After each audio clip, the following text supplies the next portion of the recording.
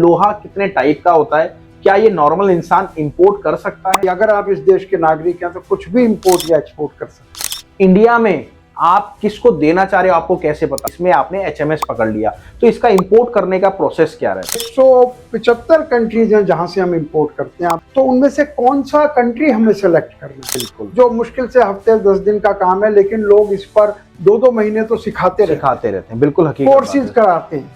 देखिए, मेरी एक चीज की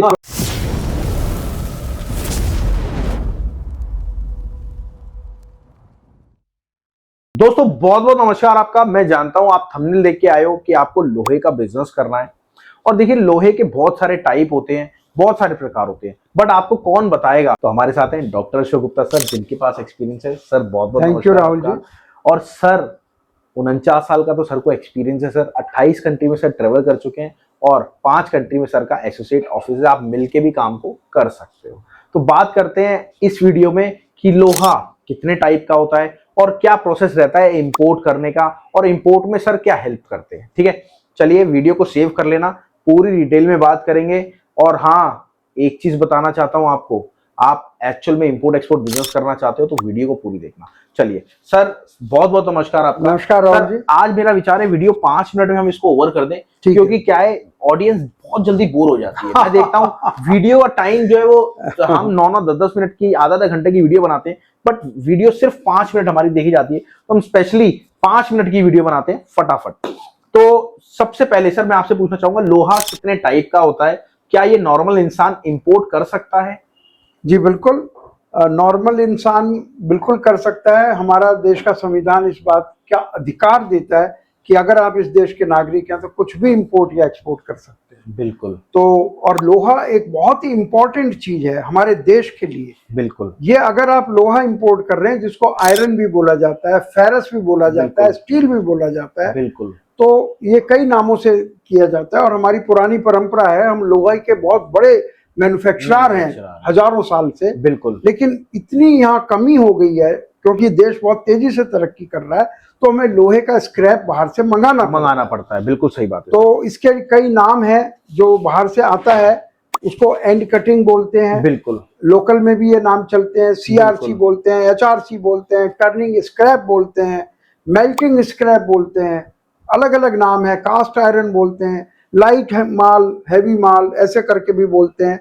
और तो इस तरह से जब आप इसको काम को करेंगे तो आप इन लोगों के पास जाएंगे जो ऑलरेडी स्क्रैप में डील करते हैं, तो इन नामों से आप वाकिफ हो जाएंगे। और स्टार्टअप इंडिया आपका प्लेटफॉर्म है, बिल्कुल, तो वो इसको समझाएगा आपको। और देखिए, अशोक सर के पास एक्चुअल में एक्सपीरियंस है, आपको बातों से लग गया होगा।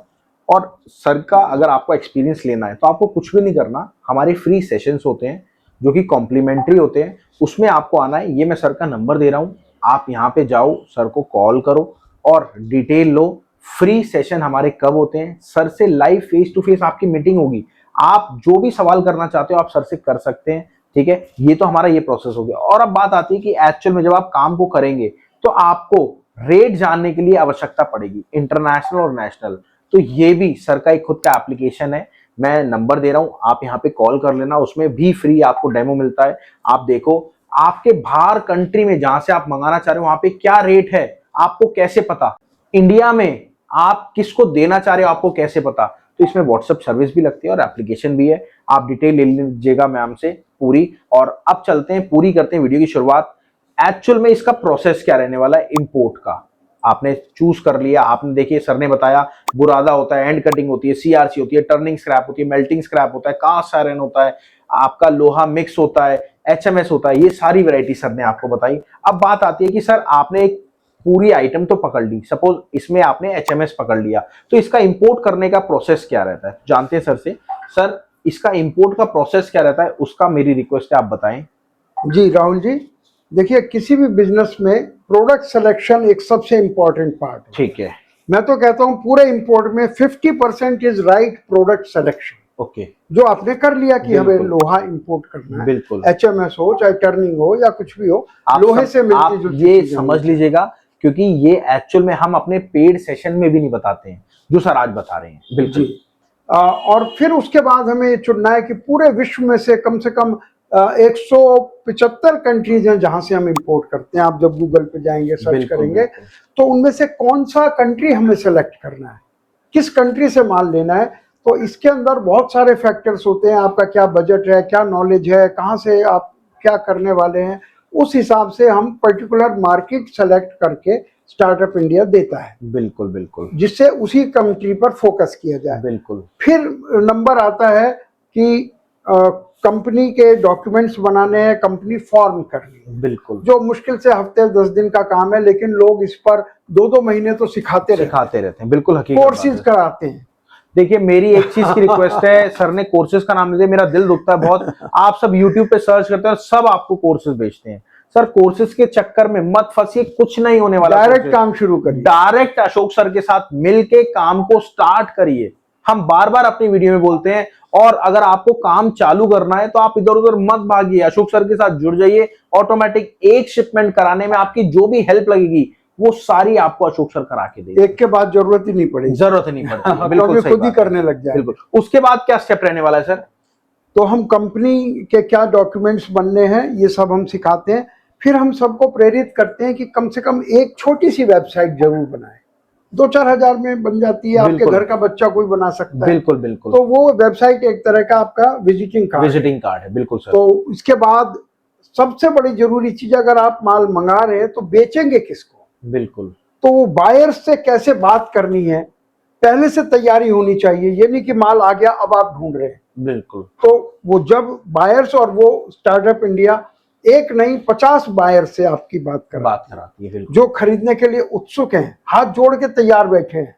ये विशेषता है लोहे के में, या खरीदार हाथ जोड़ रहा है। बिल्कुल। और हर जगह बेचने वाले को हाथ जोड़ने पड़ते हैं। Sir, I am from this company, ये मेरा कार्ड है। सही बात। यहाँ खरीदार कहता है सर ये मेरा कार्ड है, मुझे पैसे, मुझे माल दीजिए।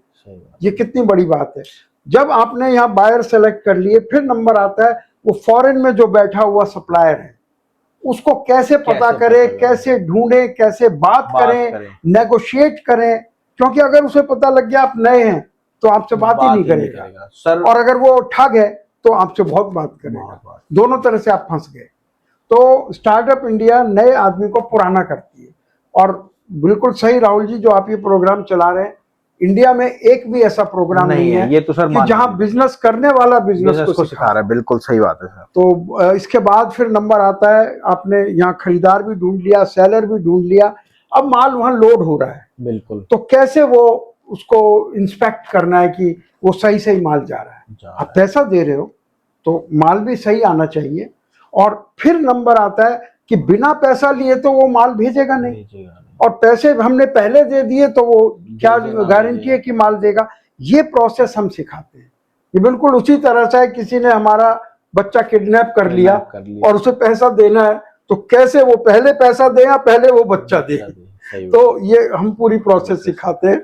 और इसके बाद जब माल कस्टम में आ गया तो इंडियन कस्टम, बिल्कुल आपको मालूम ही है, सरकारी कर्मचारी है, तो उनसे कैसे डील करना है, कम से कम गलतियां हो जिससे उनको मौका ना मिले। बिल्कुल सही बात है सर।